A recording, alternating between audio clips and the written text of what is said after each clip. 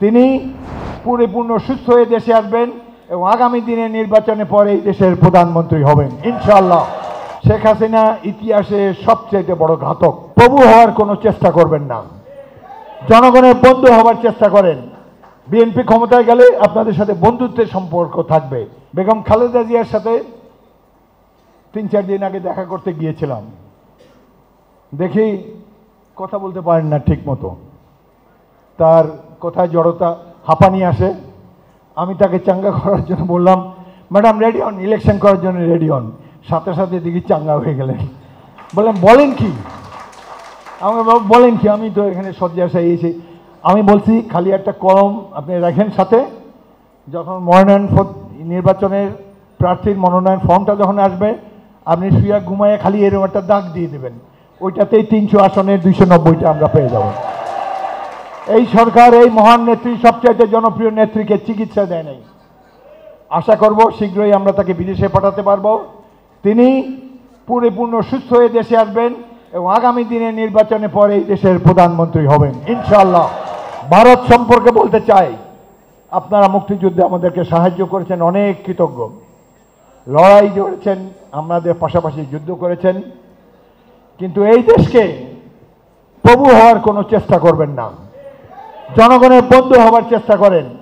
BNP ক্ষমতায় গেলে আপনাদের সাথে বন্ধুত্বের সম্পর্ক থাকবে, কিন্তু কোনো রকমভাবে আমাদের দেশকে, সাধারণ মানুষকে, দেশের সম্পদকে এক্সপ্লয়েট করার কোনো চেষ্টা করবেন না। আমরা বন্ধু হিসাবে বসবাস করতে চাই। সার্কের প্রত্যেকটা কান্ট্রি আপনাদের বিরুদ্ধে কেন? ছোট ছোট দেশ, হোয়াট ইজ মালদ্বীপ, হোয়াট ইজ শ্রীলঙ্কা, আর আমরা 18 কোটি মানুষের দেশ। আমরা সেই বন্ধুত্ব পুনর্জীবন করতে চাই। বন্ধুত্ব হবে জনগণের সাথে।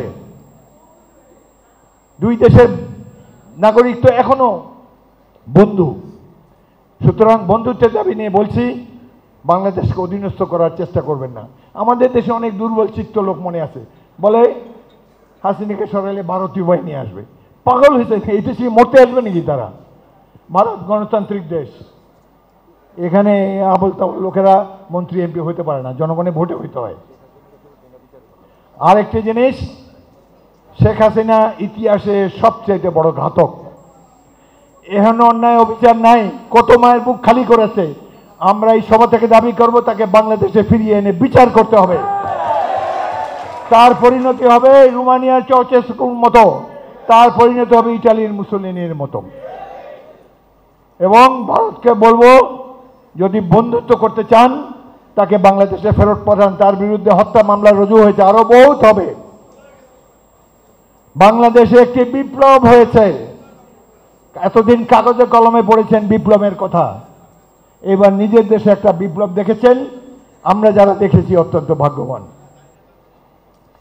ইলেকশন কমিশন একটা নিকৃষ্ট একটা প্রতিষ্ঠান। ভোট ডাকাতিতে শেখ হাসিনা এবং আওয়ামী লীগকে বহাল রেখেছে তারা। প্রথম দিকে প্রধান নির্বাচন কমিশনের ভালো ভালো কথা বলেছেন, বলছে আওয়ামী লীগ রাইফেল নিয়ে আসলে ভোটাররাও রাইফেল নিয়ে আসবেন। ভোটারের ঘরে ঘরে কি রাইফেল আছে নাকি? এত সুন্দর বক্তব্য দিয়ে পরে পরে ধীরে ধীরে এক নির্বাচনে বললেন যে দুপুর 12টার সময় ভোট হয়েছে 24%। তিনি একটা ঘুম দিলেন, ইলেকশনের দিন ঘুমায় প্রধান নির্বাচন কমিশনার, তিনি একটা ঘুম দিয়েছেন, ঘুম থেকে উঠে দেখে এটা 55% হয়ে গেছে। তিনি ঘুম না দিলে তো এই 24%ই থাকতো। এগুলা কি ধরনের ইলেকশন কমিশন আমরা পেয়েছি এই দেশে?